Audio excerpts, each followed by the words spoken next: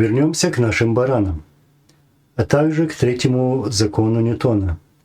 Когда-то я призывал халуев Кремля, чтобы они его изучили. Так вот, это было про то, что всякое действие имеет свое противодействие. Модератор этого канала выслал мне видео, очередное видео с личного канала Кадырова, то есть очередное пропагандистское шоу. Я не хотел превращать этот канал в канал выявления лжи путинских марионеток, и тем более не хотел называть их имен. Я ставил перед собой более важные цели и задачи. Но устоять перед потоком лжи и попыток унижения героев чеченского народа я не мог. Вы даже их мизинца не стоите. Ни один из вас. Вы пытаетесь обмануть народ, у вас это не получится. Народ умнее вас. Пытаетесь обмануть молодежь, и это вам не удастся. Что вы вообще пытаетесь вылепить? Знаете, что, опять повторюсь, тот, кто убивал своих граждан, избивал женщин и стариков, кто сдавал своих земляков врагу, российскому оккупанту, никогда не станет героем. Вспомните призывы Кадырова в 94-м, 95-м, 96-м годах, когда он призывал всех, включая женщин, встать на джихад против России, когда призывал убивать русских, то есть всех русских, чтобы решить проблему с Россией, а точнее, чтобы каждый чеченец убил по 150 русских. Мы же помним, когда он подстрекал и толкал чеченцев на внутричеченскую войну до начала Второй российско-чеченской войны. А потом встретился с Путиным в 1999 году, когда чеченский народ обстреливали из всех видов оружия. Он становится героем России за все эти заслуги. За его подрывную и подстрекательскую деятельность среди чеченского общества. Его громкие слова, заявления, знаете, что я скажу?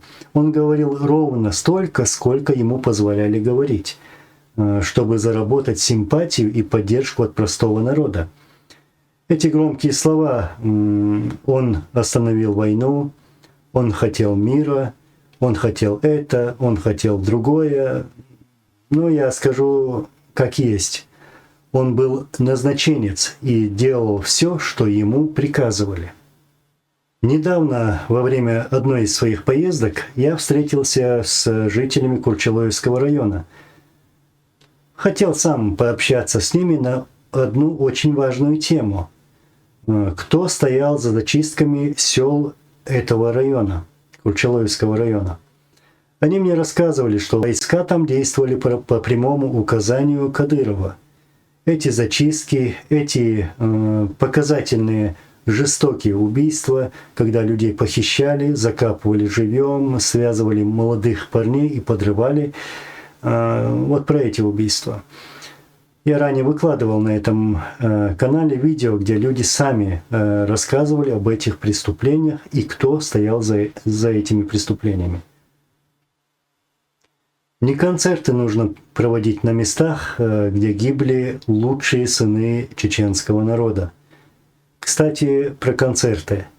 Чем тратить огромные суммы денег на их проведение, платить миллионы долларов на разных артистов, звезд и спортсменов, лучше направить эти деньги для нужд народа. Вы довели этот народ до такого состояния, что им приходится покидать свои родные земли. Половина численности чеченского народа находится на чужбине. По вине российских оккупантов и их халуев, которые оказывают давление на чеченский народ. Почему ни один чеченец не бежал из Ичкерии, которую вы пытаетесь очернить, и не просил статуса беженца в какой-либо стране? Оставьте чеченский народ в покое, он и так настрадался от ваших хозяев и от вас самих. И под конец.